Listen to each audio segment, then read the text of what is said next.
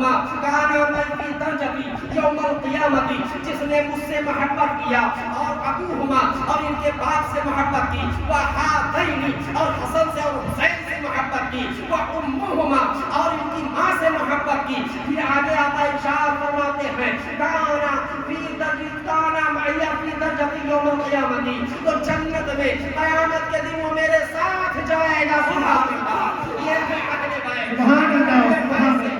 سچی محبت کر لو تو رسول گرامی مقام تمہیں لے کر جنت میں جائے گا۔ اللہ اللہ۔ یہ تمہارا مرتبہ ہے، یہ تمہارا مقام ہے، بس صرف پیار کرنا ہے، بس صرف محبت کرنی ہے، وہ بھی کس سے کرنی ہے؟ اہل بیت سے کرنی ہے۔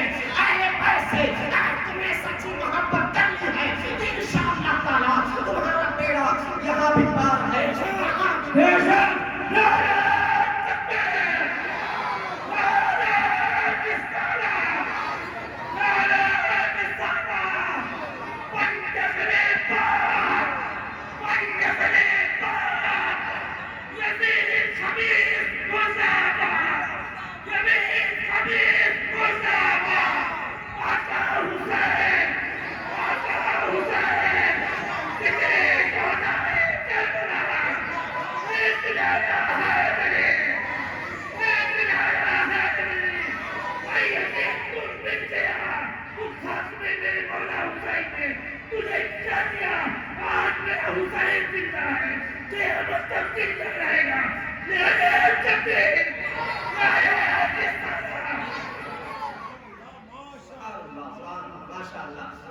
اسی جوش و خروش کے ساتھ آپ اہل بیت کے غلام ہیں، یاد رکھو کسی وہابی کے بہکاوے میں مت آنا، کسی دیوبندی کے بہکاوے میں مت آنا، کسی رافضی کے بہکاوے میں مت آنا، بس تم سنی مسلمان بن کر رہنا اور اہل بیت سے محبت کرتے رہنا، رسول اللہ کے گھر والوں سے محبت کرتے رہنا، یہی محبت انشاءاللہ تعالی تمہیں کام آنے والی ہے۔ اور ایک حدیث مبارکہ سنو، اللہ کے نبی علیہ الصلوۃ والتسلیم ارشاد فرماتے ہیں، رسول گرامی وقار صلی اللہ علیہ وسلم نے یہ حدیث مبارکہ طبرانی اور حاکم حضرت ابن عباس رضی اللہ تعالی عنہ سے روایت کرتے ہیں کہ رسول کریم صلی اللہ علیہ وسلم نے ارشاد فرمایا لو ان رجلا سعیدا بین الرکن والمقام فصلى وصام ثم مات وهو مبغض لأهل بیت محمد صلی اللہ علیہ وآلہ وسلم۔ یہ بہت بڑی حدیث مبارکہ ہے،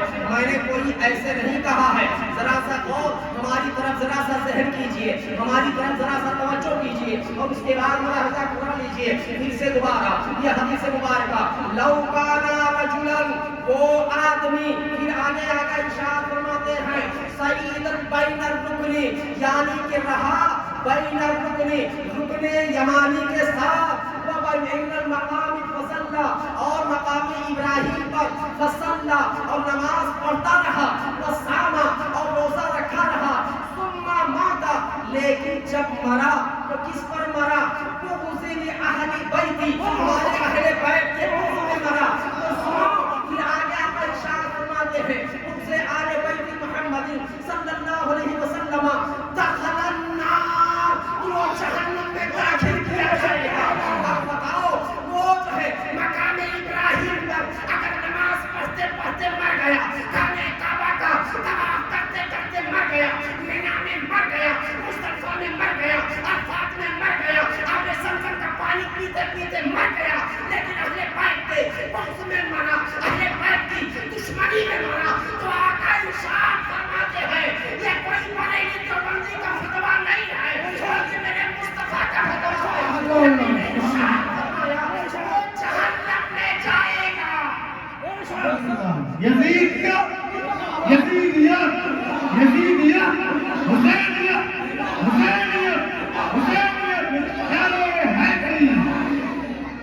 اطمینان سے سن لیجیے، سرکار ارشاد فرماتے ہیں لو ان رجلا سعیدا بین الرکن والمقام فصلى وصام ثم مات وهو مبغض لأہل بیت محمد صلی اللہ علیہ وسلم دخل فی النار، یعنی اگر کوئی شخص بیت اللہ شریف یعنی اللہ کے گھر میں کعبۃ اللہ میں ایک گوشے میں مقام ابراہیم کے درمیان چلا جائے اور روزے رکھے پھر وہ اہل بیت کی دشمنی میں مر جائے تو قسم خدا کی وہ جہنم میں جلے جہنم میں جلے گا۔